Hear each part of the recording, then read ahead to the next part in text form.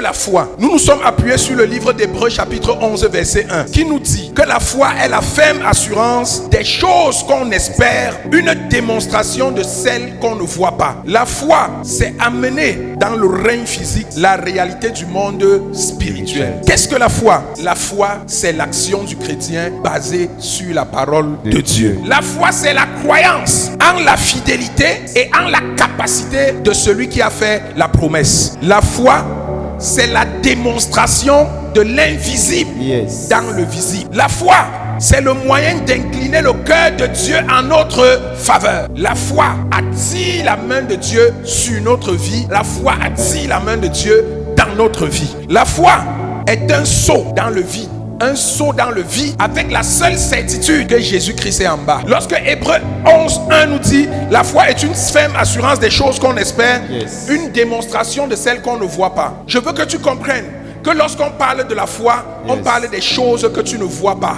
Vérité. On parle des choses que tu peux ne pas comprendre. Vérité. On parle des choses qui n'existent pas dans le règne physique. Vérité. On parle des choses que tu peux imaginer, Vérité. que tu peux visualiser.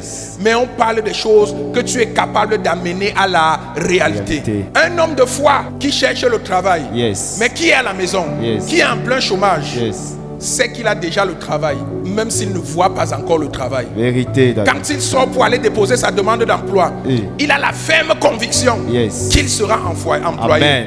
La démonstration de sa foi passe par le dépôt de sa demande d'emploi et par la croyance en la manifestation de ce qui n'est pas encore visible. La foi est déterminante. La foi est capitale.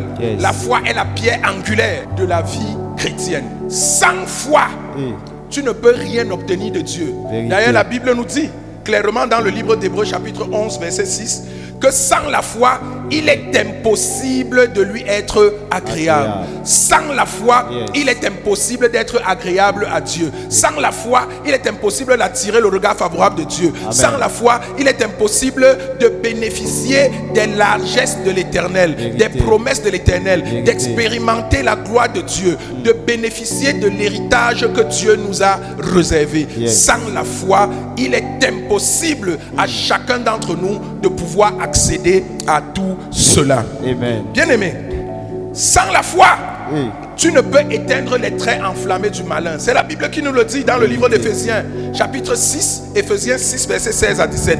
Sans la foi, tu ne peux éteindre les traits enflammés du malin. Sans la foi, tu ne peux pas vaincre ce sorcier qui t'effraie, qui te fait paniquer, qui t'amène à fuir le village. Si tu as la foi en la capacité de Dieu d'écraser ce sorcier, si tu as la foi en le pouvoir que Dieu t'a donné, en l'autorité que Dieu a déposée en toi, parce qu'il dit dans sa parole qu'il nous a donné le pouvoir de marcher sur les serpents et sur les scorpions et sur toute la puissance de l'ennemi, et rien ne pourra nous nuire. Si tu as cette foi-là, assise sur cette parole, et si tu crois que ce que Dieu dit est vrai, aucun sorcier ne pourra te terroriser au nom de Jésus. Amen. Et je prophétise sur la vie de quelqu'un ce matin. Je reçois. Tous les sorciers de ton village sont paralysés dans ta vie au nom de Jésus. Amen. Tous les sorciers de ton quartier sont paralysés devant toi au nom de Jésus. Amen. Tous les sorciers de ton lieu de travail sont renversés ce matin au nom de Jésus. Amen.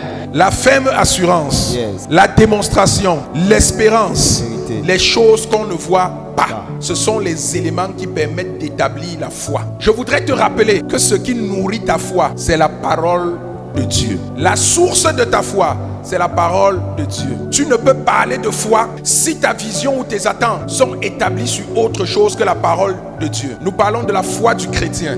Nous ne parlons pas de la foi des sataniques. Le sataniste aussi a sa foi, mais elle n'est pas chrétienne. Et quand nous parlons de la foi chrétienne, parce que nous sommes tous des chrétiens, nous parlons de la parole de Dieu comme source. C'est cette parole qui irrigue les passerelles, les avenues de notre foi.